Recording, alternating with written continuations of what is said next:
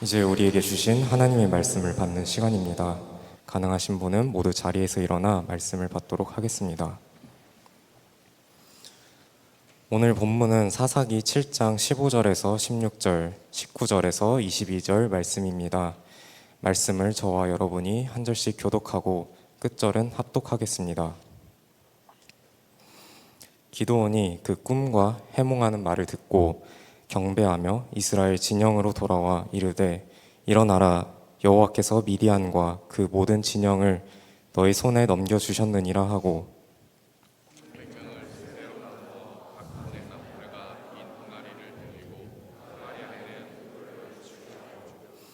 기드온과 그와 함께 한 100명이 이경 초에 진영 근처에 이른즉 바로 파수꾼들을 교대한 때라. 그들이 나팔을 불며 손에 가졌던 항아리를 부수니라.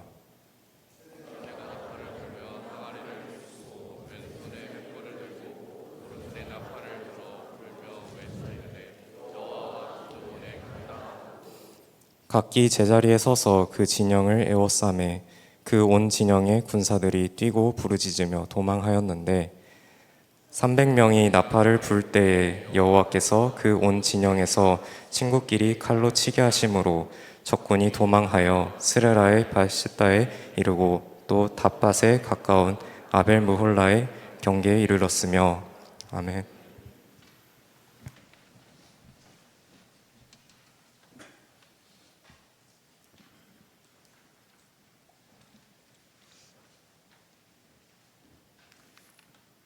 함께 고백합시다. 예수님 사랑합니다. 나에게 말씀하시옵소서. 아멘. 네, 성도는 두 가지 부류가 있습니다. 영적인 무장이 하나도 없어서 세상의 공격에 무방비로 노출된 사람이 있고, 영적으로 충만하게 무장된 군사, 밀리터리 크리스찬, 영적 전투를 할 수 있는 그런 성도가 있습니다. 나는 어디에 속했을까요? 영적인 무장이 있습니까? 세상의 공격을 방어하고 또 효과적으로 역공을 할 수가 있나요? 물론 우리의 싸움은 혈과 육의 싸움은 아닙니다. 영적 전투를 치르는 그런 밀리터리 크리스찬으로 여러분들 날마다 성장하시기를 바랍니다. 밀리터리 크리스찬 절찬리에 판매 중입니다. 에제르에서. 너무 명칭 좋은 것 같아요. 밀리터리 크리스찬. 주님의 군사죠. 오늘 이야기도 그렇습니다. 지지난 시간에 이어서 기드온이 300용사를 선발을 했는데요, 300용사를 생각해보면 너무 사랑스러운 것 같습니다. 이 사람들은 모든 것을 뒤로 제쳐놓고 나라와 조국과 민족을 위해, 그리고 여호와의 이름을 위해, 하나님의 거룩한 언약을 위해 불구덩이로 뛰어드는 불나방처럼 목숨을 걸고 모든 걸 내어 맡긴 사람들입니다. 왜? 이건 이길 수가 없는 싸움이거든요.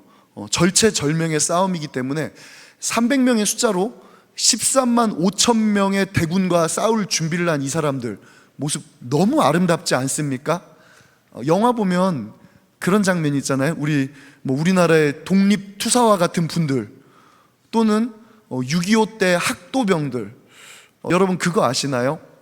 6.25 때 학도병들이 전쟁을 나갑니다. 태극기를 펼쳐놓는 거예요. 그리고 마지막으로 거기다가 롤링페이퍼처럼 글을 다 적었습니다. 왜냐하면 그들은 이 싸움이 이길 수 없는 싸움이라는 거 알아요. 자기들이 죽을 줄 압니다. 겨우 중학생, 고등학생 19살 된 아이들이 마지막 태극기에다 자기 서명을 하는 거예요. 그리고 적들의 총탄을 하나라도 줄이고 내 몸을 바쳐서 내가 죽고 어떻게든지 국군이 승리할 수 있게끔 목숨을 걸고 결사항쟁의 각오로 나가는 겁니다. 너무 멋있는 것 같아요. 저는 청년회 때 좀 이런 거에 감동했으면 좋겠어요. 도파민 뿜뿜 쇼츠에 감동하지 말고 이런 깊고 그윽한 감동, 거룩한 감동, 이게 수준입니다. 이게 영적인 수준이고, 이게 인격적인 수준이고, 더 나아가서 이게 사랑의 수준이에요. 그런 결사각오의 항쟁, 오늘 300용사가 바로 그런 모습으로 무장을 한 것이죠. 하나님 보시기 얼마나 아름다울까. 3만 명 중에 뽑힌 300명, 바라기는 우리 청년부가 그런 300명으로 뽑히고 또 훈련이 되기를 바랍니다. 오늘은 이제 그 싸움의 마지막입니다. 이 승리의 과정들을 한번 살펴보기 원하는데요. 먼저 15절 말씀 함께 읽겠습니다. 시작. 기드온이 그 꿈과 해몽하는 말을 듣고 경배하며 이스라엘 진영으로 돌아와 이르되 일어나라, 여호와께서 미디안과 그 모든 진영을 너희 손에 넘겨주셨느니라 하고. 아멘. 기드온이 지금 마음이 엄청 편하지 않겠지요. 300명을 가지고 13만 명을 싸우는데 우리야 이 이야기의 결론을 알지만 당최가 어떻게 싸워야 될지 머릿속에 전략이 구상이 되지 않습니다. 300명 대 13만 명, 뭐 상상이 안 되는 숫자죠. 목자 교육 때 잠깐 이런 이야기를 나눴는데 300만 명 대 13만 명이 어느 정도의 비율이냐면 얼마 전에 월드컵 경기 했죠. 월드컵 경기장이 상상이 되십니까? 자, 우리 여기 모인 우리 청년들이 전부 다 가서 그 월드컵 경기장을 포위하는 거예요. 그리고 막 소리를 쩌렁쩌렁 지르면서 시비를 겁니다. 그럼 그 월드컵 경기장 안에서 환호하고 있는 관객들이 어떨까요? 야, 큰일 났어, 우리 포위됐어, 야, 너무 두렵다. 그런 그림이 연출될 리가 없죠. 쟤네 뭐야, 시끄러워. 아니, 소리도 묻힐 겁니다. 그 한 10,000명, 20,000명 되는 관객, 많아야 5만 명이 안 되는 그 관객 앞에서 우리의 소리는 다 파묻힙니다. 그런데 300명 대 13만 5천 명, 그것보다 더 훨씬 과격한 숫자죠. 그리고 상대방의 13만 명은 월드컵 관객이 아니라 싸움에 훈련된 군사들입니다. 싸움을 준비하러 온 군인들이고 그들은 병영을 짓고 있는 상태예요. 300명으로는 게임이 되지 않는 상태인 겁니다. 기드온이 마음속에 너무 불안했어요. 물론 이제 이쯤 오면은 기드온도 어느 정도 영적인 훈련을 받았습니다.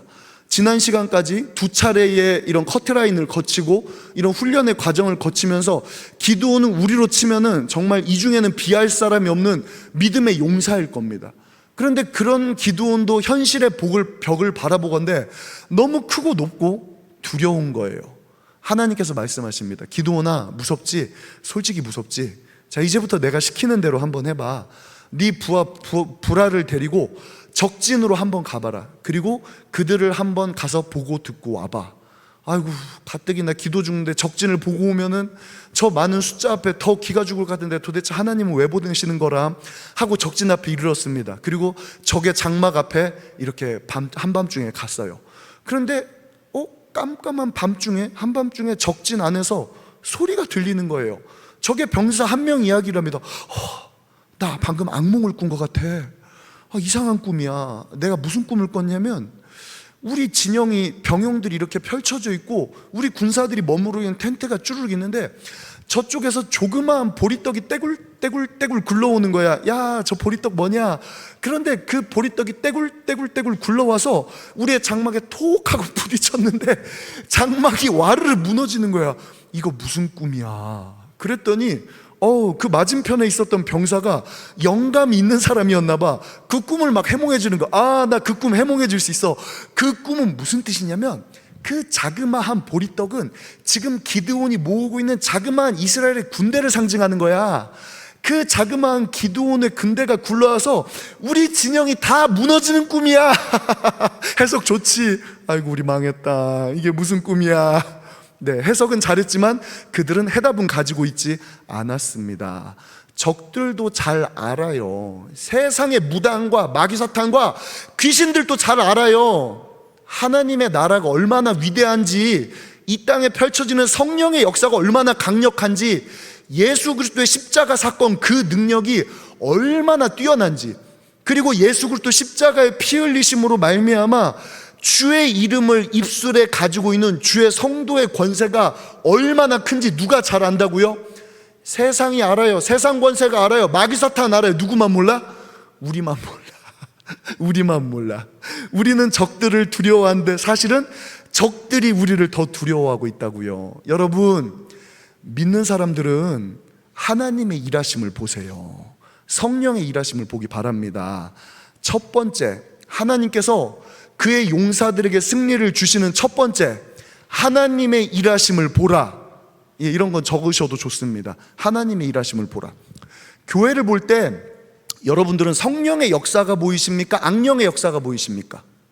한국 기독교를 바라볼 때 잘못되고 안 되고 무너지고 쓰러지는 악한 영의 역사가 커 보이십니까? 아니면 지금까지 일하시며 준비하시는 성령의 역사가 커 보이십니까? 제가 한때 종말론에 꽂혔어요. 물론 하나님의 언약의 측면에서 저는 절대로 종말론을 무시하지 않습니다.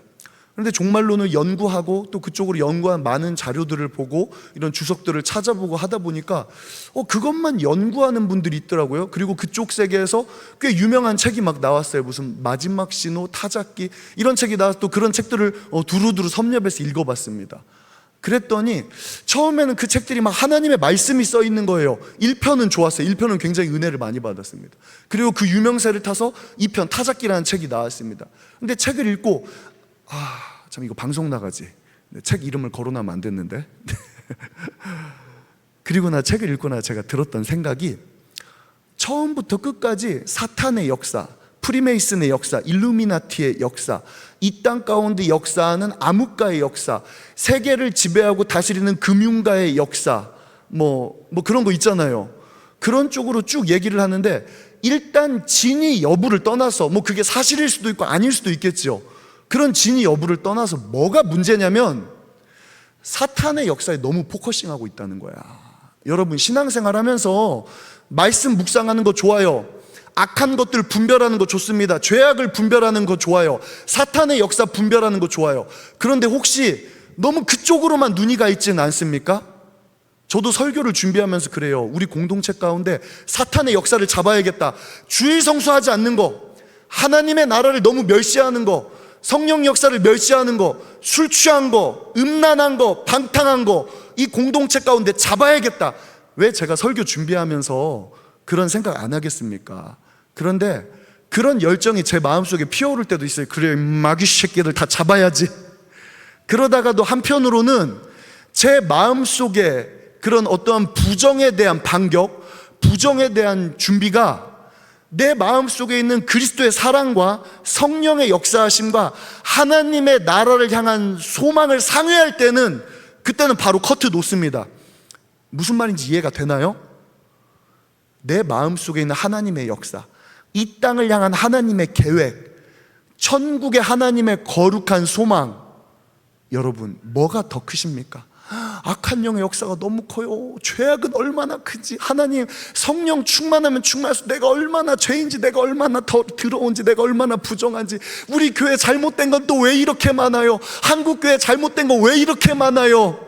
물론 분별할 수 있어요. 분별할 수 있습니다. 그러나 먼저는 성령의 역사를 먼저 보시기를 바랍니다. 여러분 영적으로 깨어나세요. 하나님의 일하심을 보세요. 성령의 향기에 끌리는 사람이 있습니다. 예수를 만났을 때, 제가 예수님을 만나고 예수님을 사랑하고 성령의 충만함을 받기 시작할 때 예수님이 얼마나 사랑스러운지, 저는 그 어떤 설교를 듣더라도, 저보다 까마득한 후배 교육전도사님의 설교를 듣더라도 그 설교 중간중간 예수 이름이란 단어만 나오면 나는 참을 수가 없어요. 아무리 졸다가도 나는 그 설교 속에서 예수 이름만 나오면 귀가 쫑긋해요. 잠이 퍼뜩 깹니다. 또 예수님 얘기하네? 내가 사랑한 예수님 이름 나왔어? 저는 사실 그래요. 세상 어디를 가도 무슨 얘기가 나와도 예수님 이름만 나오면 저는 귀가 퍼뜩 뜨입니다. 번뜩 뜨입니다. 뭐라고? 예수님이라고? 내가 사랑한 예수님? 누가 예수님 이야기할 때는 저는 귀가 이만해져요. 저 사람 예수님에 대해서 얘기하네? 내가 최고로 사랑한 예수님. 그렇잖아요. 우리가 대화할 때 그 사람이 뭐에 대해서 이야기를 가장 많이 하나, 그게 그 사람의 관심입니다. 메인 사랑이에요. 아무리 내가 은혜 받고 영적인 분별이 있고 충만해도 내 입에서 부정적인 생각이 먼저 나오나, 아니면 하나님 나라에 향한 소망과 영적인 소망과 거룩한 소망이 먼저 나오나 분별하시기를 축원합니다. 이 이야기를 왜 하냐면, 자, 지금 기드온을 둘러싸고 있는 상황, 기드온의 영 분별, 기드온의 상황, 이야, 사탄의 역사가 강력하네. 당시 부족국가 사회에서, 족장 사회에서 13만 5천 명의 병력이 몰렸어. 중동 지방에서. 야, 그거 어마어마한 기적입니다. 꼴랑 이스라엘의 한 지파를 공격하기 위해서 13만 5천 명의 병력이 몰렸다고요. 야, 어마어마한 사탄의 역사입니다. 마귀도 바빠요, 여러분. 마귀도 우리를 쓰러뜨리고 하나님의 나라를 무너뜨리고 세상에 복음이 퍼지지 않게 하기 위해서 일합니다. 기드온이 왜 그거 분별 못했겠어요? 영적인 사람인 기드온이 그거 왜 못 받겠어? 야, 사탄의 위용이 대단하다. 하루아침에 저 미디안과 동방연합군 3국의 연합군을 모아서 13만 5천 명을 끌어 모았구나. 와, 흑암의 권세다. 반지의 제왕 3편 보셨습니까? 마지막 오크 제국의 군대가 막 모이는데 흑암의 병나가 까마득하잖아요. 그거 보고 도저히 싸울 엄두가 안 나잖아요. 막 믿음의 용사들이 손에 힘이 빠지잖아요. 그런 영화는 좀 보세요. 반지의 제왕 3편. 어둠의 군대를 보면서 힘이 막 빠지는 거야. 그런 상황이었을 겁니다. 그런데 그 속에서 하나님은 기드온에게 뭐 보라는 거예요? 기드온아, 저 숫자 보지 마. 세상의 규모와 숫자와 물량 바라보지 마. 사람을 바라보지 마. 세상의 성취도를 바라보지 마. 프리메이슨이 무슨 일을 하든지, 일루미나티가 무슨 일을 하든지, 세상 정사와 권세가 무슨 일을 하든지, 공산주의자들이 무슨 흉계를 꾸미든지 너 그거 바라보지 마. 너는 나만 바라봐. 할렐루야. 너는 하나님의 언약을 바라봐. 너는 성령께서 세우시고 이끄시는 주님의 역사를 바라봐. 넌 오늘 하나님께서 그의 거룩한 성도들을 모으시고 그의 거룩한 성도들을 통하여 영광 받으시며 그의 성도들의 입술을 통하여 찬양하게 하시며 그 성도들 가운데 운행하신 성령의 역사를 바라봐. 할렐루야. 여러분, 그때 믿음 생기는 거예요. 그때 담대함이 생기는 거예요. 부정적인 건 아무리 봐봤자 그건 분별할 뿐이지 그 속에서 믿음이 생기지는 않아요. 그 속에서 용기가 생기지는 않아. 그러나 하나님의 나라를 향한 소망과 성령의 역사하심을 바라보시기를 축원합니다. 자, 우리 그 다음에 21절 함께 읽어볼게요. 시작. 각기 제자리에 서서 그 진영을 에워싸매 그 온 진영의 군사들이 뛰고 부르짖으며 도망하였는데. 아멘. 자, 첫 번째, 하나님의 일하심을 보라. 두 번째, 서 있으라. 믿음의 싸움에서 진짜 중요한 게 서 있으라. 참, 성경에는 서 있으라는 말이 굉장히 많이 나옵니다. 너희는 오늘날 가만히 서서 오늘 여호와께서 너희를 위하여 행하시는 구원을 보라. 또 에레미야에 보면은 너희는 잠잠하고 가만히 서고 요동하고 뛰지 말라고 그렇게 말을 하고 있습니다. 잠잠히 서서. 영적 전투 두 번째, 서 있는 거. 서 있는다는 건 자리를 지킨다는 거예요. 서 있는다는 건 하나님의 역사를 기다리는 사람입니다. 하나님과 함께하는 사람은 그 자리를 지키는 거예요. 그런데 그 자리를 지킨다는 또 첫 번째 의미는 바로 내 힘을 빼는 겁니다. 내 힘을 빼는 거예요. 우리는 힘 빼는 연습을 하고 있습니다. 힘 주는 연습 아니에요. 신앙은 힘 빼는 연습합니다. 왜? 성령께서 일하시게 하라. 저는 처음에 제가 목회 초년기에 담임 목사님께서 그러더라고요. 목사는 설교를 할 때 내가 힘을 주는 게 아니라 성령께서 그날 역사하시도록 비켜드리는 겁니다.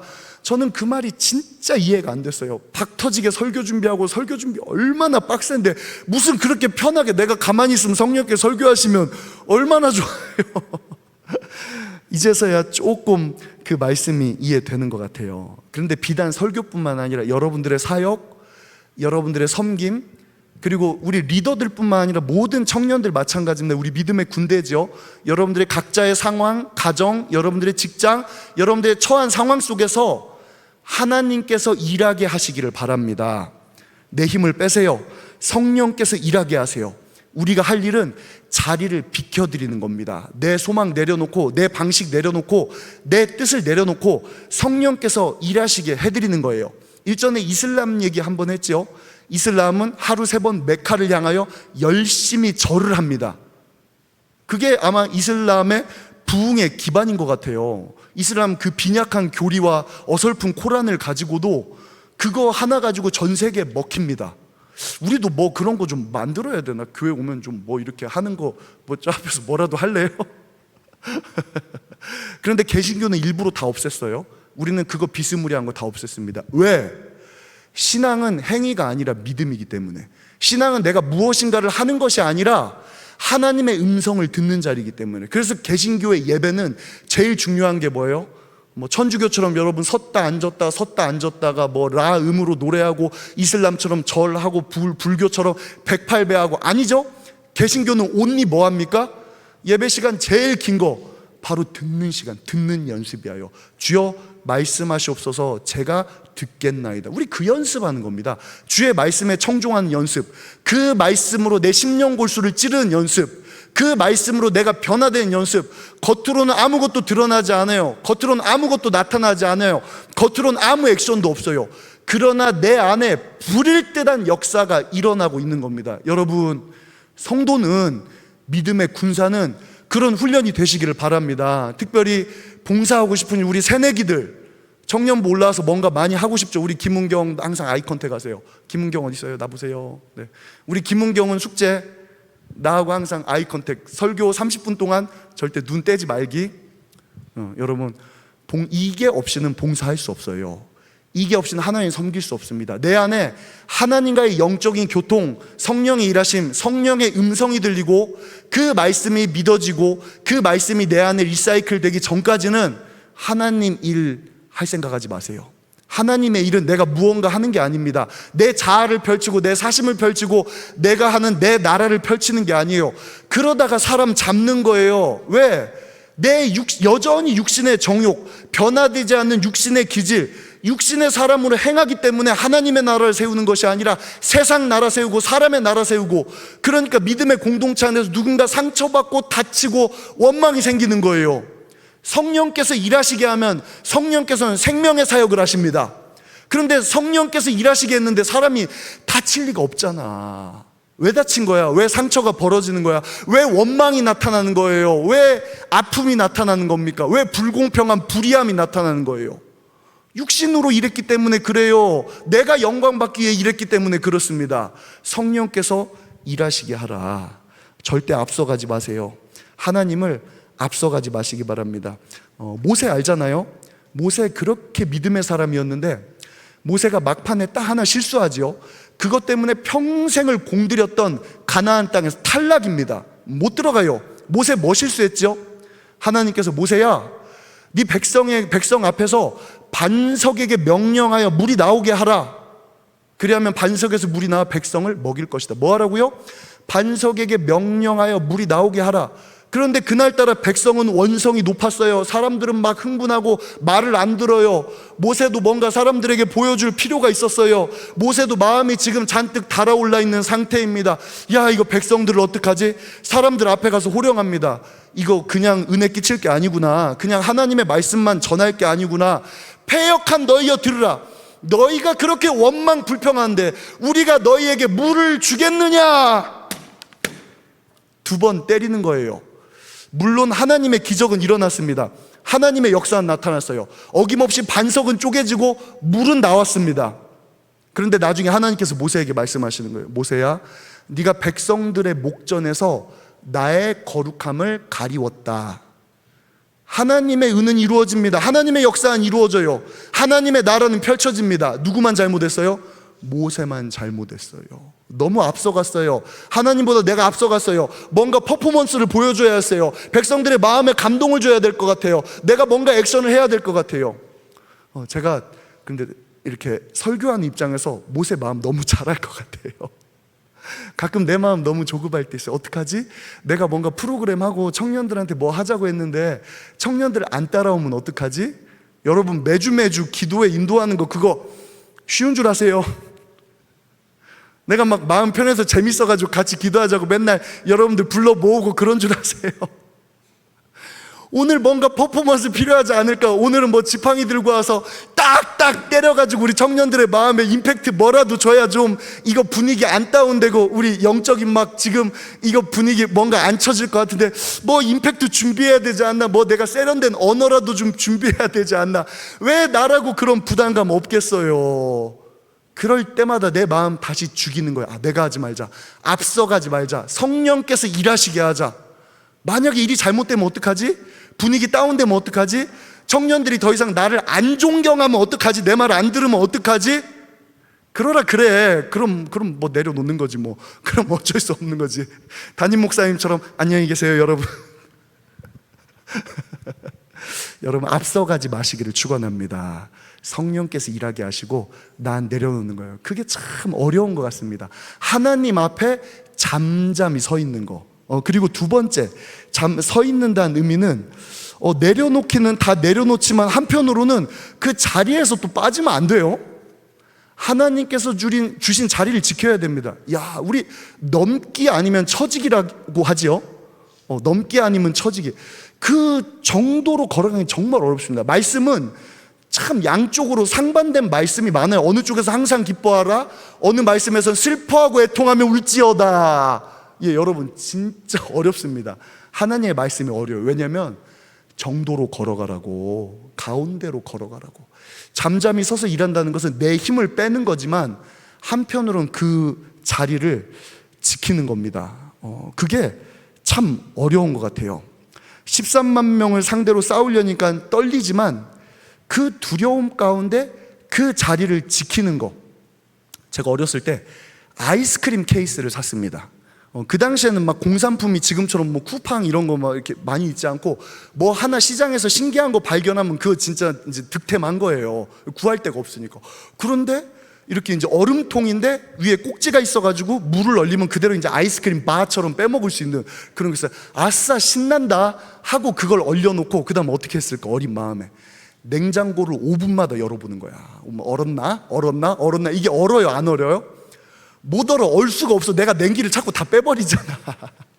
조급하지 마시기를 축원합니다. 하나님 앞에 잠잠히 서 있는다는 것은 그 자리를 꾸준히 지키는 거예요. 심었으면 그 자리 지키세요. 하나님의 명령이 떨어졌으면 그 자리 지키세요. 실컷 은혜 받고 그 자리를 빠져나가는 사람 많이 봤습니다. 여러분, 주일 성수 나 정말 이해가 안 돼. 매주 출석 보고를 받으면서 아니 밥 먹듯이 주일 성수를 빠지는 사람들이 있어요. 아니 예수 안 믿나? 왜 그러지? 저를 때리세요. 앞으로 막 한 달에 한 번씩 주일 성수 빠지고 자꾸 여행 가고 뭐 가고 직장 가고 뭐 가고, 그래 이유는 다 있지. 그런데 제가 결론을 말씀드릴게요. 자리를 못 지키는 거야. 그게 자리를 못 지키는 거예요.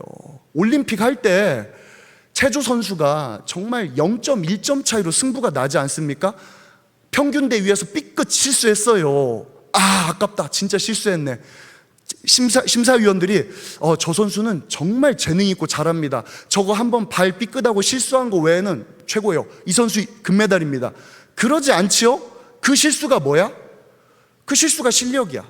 그 한 번의 실수를 없애기 위해서 이 선수는 4년 동안 목숨을 걸고 갈고 닦고 그 단 한 번의 실수를 하지 않기 위해서 모든 것을 맡기는 거예요. 여러분, 우리 주일 성수가 그거예요. 예배가 그겁니다. 아니 알바도 안 빠지는데, 알바도 아파서 안 빠지고 여행 간다고 안 빠지고 가족사가 있다고 안 빠지는데, 아니 왜 주일 성수는 한 달에 한 번씩 빠지는 거야? 왜 격주로 나오는 거야? 나 정말 이해할 수가 없네. 여러분, 그게 내 삶의 자세예요. 예수 믿는다고 하면서 주일 성수 빠지지 마세요. 목숨 걸고 지키는 겁니다. 그게 하나님 앞에 지키는 거예요. 단 한 번의 실수를 하지 않기 위해서 올림픽 선수가 4년 동안 노력하는 것처럼 우리의 삶의 열정과 방향, 우리의 신앙, 내 안에 예수를 향한 사랑이 지금 이 자리를 통해서 드러나고 있는 거라고요. 이거를 통해서 우리 모든 삶의 패턴과 방향성과 시간을 여기에다 맞추고 있는 거예요. 그 훈련하는 겁니다. 그래서 주일 성수가 하나의 표적이에요. 우리 손지수 자매 어디 있지? 네, 제가 손지수 자매한테 그랬습니다. 우리 주일 성수, 우리 교회는 오전과 오후로 다니는 거예요. 그렇죠, 여러분? 아니 좀 맞춰줘야지, 여러분들 다. 이거 뭐가 맞아야지. 예, 원래 주일 성수는 낮과 밤으로 지키는 겁니다. 유대인들은 오전과 오후로 지키는 거예요. 왜? 하루를 온전히 하나님께 드린다는 의미가 있기 때문에. 여기 사실 거의 다 오전 예배 드리지 않나요? 농담이 아니라 아마 교육부 봉사하고 뭐 봉사해서 거의 제 생각에 태반은 오전 예배를 드리는 걸로 알고 있는데, 그게 의미예요. 그렇게 하루를 온전히 하나님께 드리는 의미가 있는 겁니다. 그렇게 여러분 자리를 지키세요. 씨를 심었는데 그거 자꾸 자랐나 안 자랐나 파버리면은 자라날 수가 없죠. 자리를 지키는 것도 마찬가지입니다. 신앙은 마음속으로 믿음을 갖지만 신앙 생활을 통해서 열매 맺는 거예요. 축복 며칠쯤 자리 옮겨버리고, 축복 며칠쯤 교회 옮겨버리고, 축복 며칠쯤 또 이동하고. 직장도 그러잖아요. 어떤 사람 보면은 매년마다 직장 옮겨. 그 이력이 그 사람을 대변하는 거예요. 그 이력이 그 사람의 이력을 보여주는 거라고. 뽑는 입장에서 뭐 보겠어요? 이 사람은 매년 옮겼네. 본인은 핑계가 있겠죠. 이 직장은 너무 별로였어요. 이 직장은 너무 갑질했어요. 이 직장은 너무 비인격적이었어요. 그렇지만 결론을 놓고 보자고. 못 참은 거잖아. 한 직장에서 꾸준히 일하는 사람도 있어요. 꾸준히 자리를 지키는 사람도 있어요. 그런데 왜 너는 못했냐? 면접관이 물어보면 뭐라고 대답해? 직장들이 다 이상했어요. 저는 멀쩡한데 제가 지나온 10개의 직장이 다 파였어요. 어우, 진짜 이상해. 이 직장은 괜찮지요? 안 뽑아줘. 너 오지 마. 그렇지. 여러분, 자리가 나를 증명하는 거예요. 하나님 앞에 서 있으세요. 하나님 앞에 자리를 지키시기를 바랍니다. 300명의 용사들이 13만 5천 명을 둘러싸고 섰다는 건 어마어마한 겁니다. 그 사람들이 안 무서웠겠어요? 목숨 걸고 불사항쟁하는 겁니다. 아니, 멀리 갈 것도 없이 우리나라의 학도병들, 6.25 때 탱크 앞에 폭탄을 들고 돌격했던 우리의 선배들, 우리의 믿음의 조상들, 우리의 선진들, 그 사람들 결사항쟁으로 서는 거잖아요. 자리를 지킨다는 건 그런 의미가 있습니다. 자리를 지키시기를 예수님 이름으로 축원합니다. 그리고 영적 전투 세 번째, 이제 마지막 제일 중요한 거예요. 제가 원고를 자꾸 줄이는데 하다 보면 맨날 길어지네. 자, 하나님께서 300용사를 통해 싸우게 하시는데 준비하는 무기가 뭘까? 횃불과 나팔을 준비하게 하십니다. 비낭아리라고 표현을 하죠. 비낭아리. 오늘 본문에 몇 절이죠? 19절 시작. 기드온과 그와 함께한 100명이 이경초의 진영 근처에 이른즉 바로 파수꾼들을 교대한 때라. 그들이 나팔을 불며 손에 가졌던 항아리를 부수니라. 아멘. 자, 무기가 나팔과 항아리예요. 어차피 칼과 창 가지고는 못 이기는 싸움입니다. 그거 가지고 안 되는 싸움이에요. 그래서 하나님께서 그들에게 나팔과 항아리, 횃불을 들려주고 그걸 가지고 나팔을 불고 항아리를 깨트리고 횃불이 등장을 하니까 13만 5천 명이 난리가 났습니다. 적들이 말씀 그대로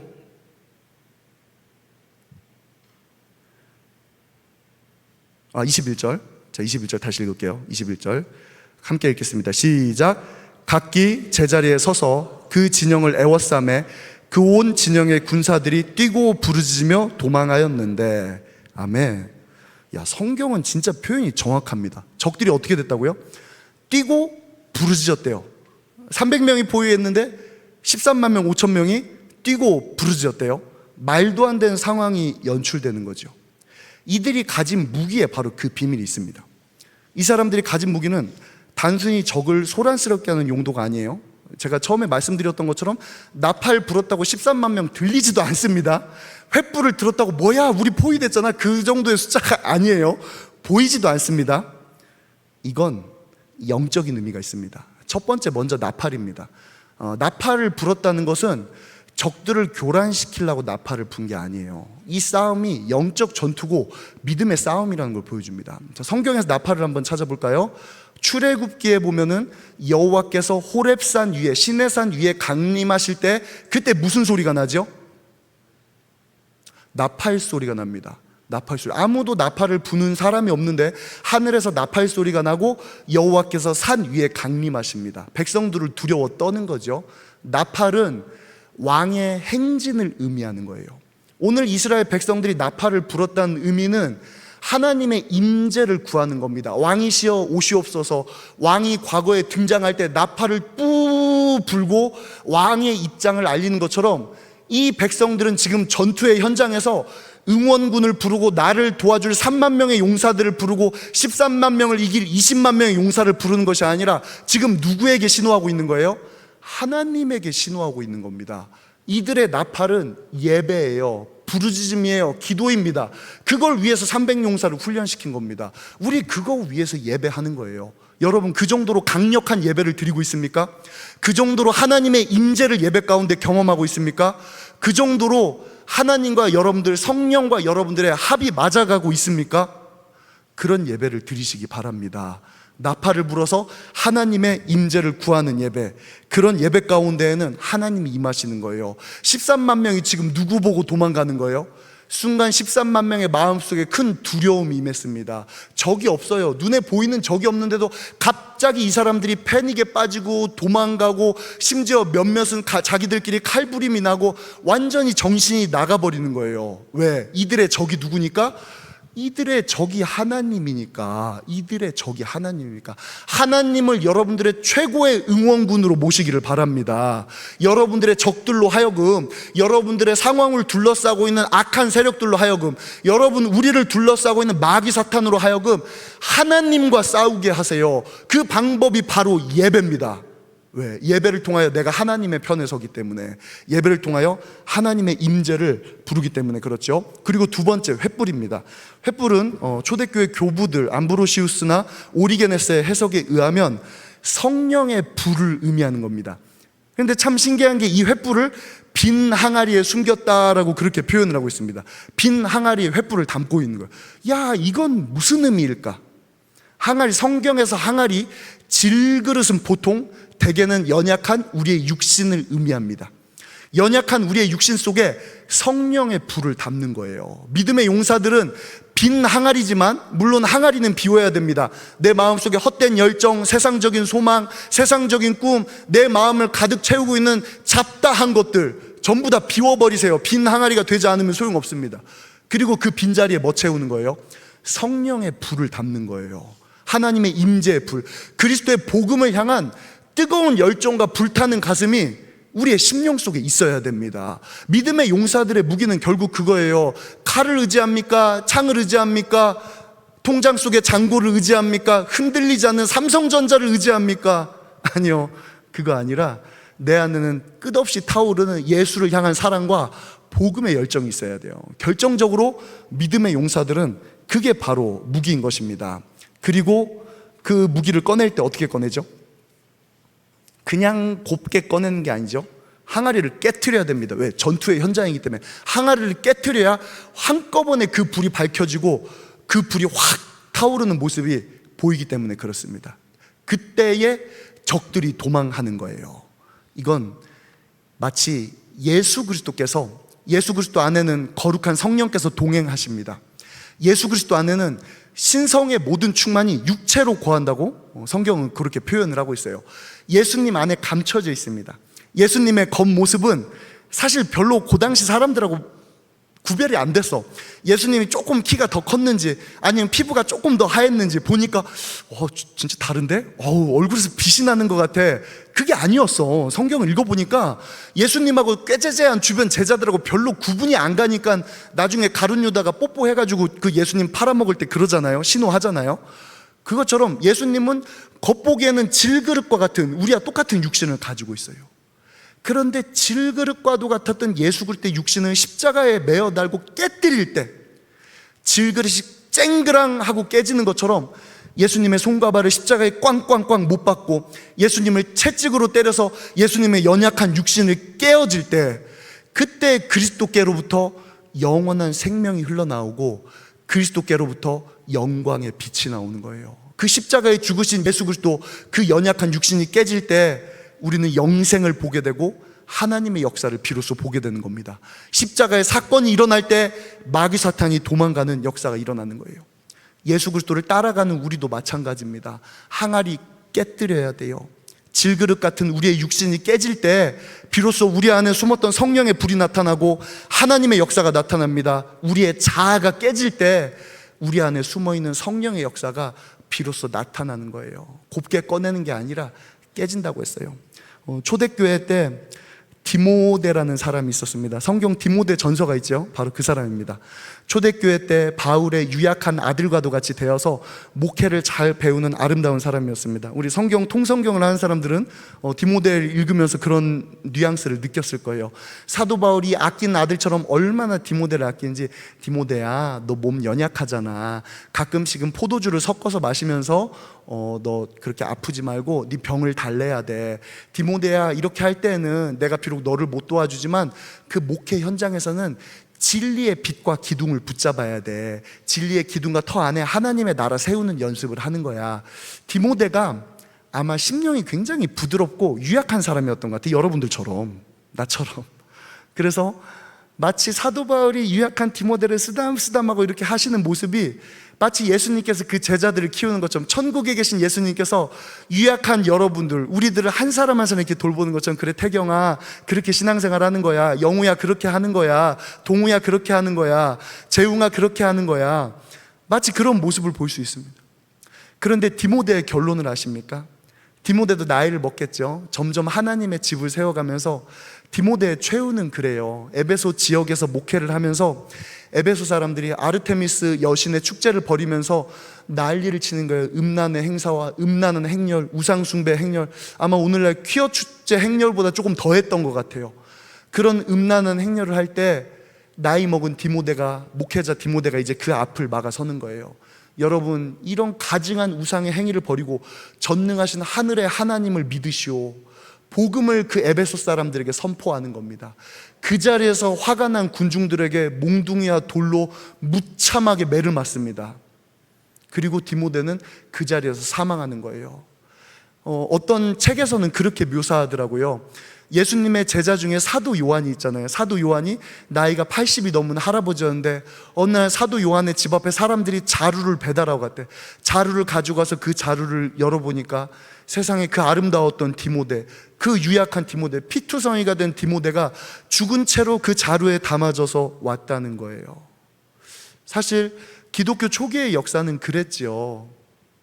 예수님의 12 제자들도 사도 요한을 제외하고는 우리가 성경에서 본 모든 인물들, 예수님과 함께했던, 또 심지어 초대교회 7 집사들까지도 그 이름이 거론됐던 성령의 능력과 역사를 가지고 오고 하나님의 나라를 펼쳐냈던 그 아름다운 이름들, 이 사람들의 최후가 어떻게 됐었나요? 전부 다 순교했습니다. 전부 다 순교했어요. 항아리 깨트리는 거예요. 항아리 깨트리는 거예요. 내 자아, 내 꿈, 내 욕심, 내 육신의 것 깨트리는 거예요. 그때 그 안에서 빛이 흘러나옵니다. 영적인 빛이 흘러나옵니다. 횃불을 높이 드는 거예요. 나는 죽고 하나님의 영광만 나타나는 거예요. 내 육신의 사람은 십자가에 못 박아버리고 성령의 역사만 나타나는 겁니다. 기독교는 그런 종교예요. 복음은 바로 그런 십자가의 메시지입니다. 우리는 그거를 따라가는 사람들이에요. 그렇기 때문에 우리가 승리하는 겁니다. 그렇기 때문에 마귀 사탄이 우리를 두려워할 수밖에 없는 것이고, 그렇기 때문에 세상은 우리를 두려워할 수밖에 없는 거예요. 언제까지 영적인 무장이 없는 그런 연약한 성도로 남아있겠습니까? 이제 우리 용사가 되자고요. 믿음으로 무장하자고요. 하나님 앞에 복음의 횃불을 들고 항아리를 깨트릴 수 있는 그런 300용사로 하나님과 함께 서서 영적 전투를 치르는 그런 믿음의 용사들로 계속 우리 훈련받읍시다. 우리 자라납시다. 또 그런 공동체를 세워가기를 예수님 이름으로 간절히 축원합니다. 하나님 감사합니다. 우리를 불러 모아주셨어요. 하나님 거룩한 말씀으로 예수 복음을 우리에게 들려주시고 이 복음의 진리가 어떠한 것임을 우리로 알게 하셨습니다. 하나님, 이 말씀이 성령의 불이 되어 우리의 심령을 소멸하기 원합니다. 이 말씀이 횃불이 되어 우리 육신의 항아리 가운데 담기기 원합니다. 이 말씀이 영적인 무기가 되어 횃불과도 같이 우리 안에 새겨지기 원합니다. 우리가 300용사가 되게 해주시고 우리가 하나님의 마음을 시원하게 해드리는 거룩한 용사가 되게 하시며 우리가 영적인 전투를 이끌며 세상을 이기는 담대한 믿음의 용사들이 되게 하여 주시옵소서. 감사드리며 예수님 이름으로 기도드리옵나이다. 아멘.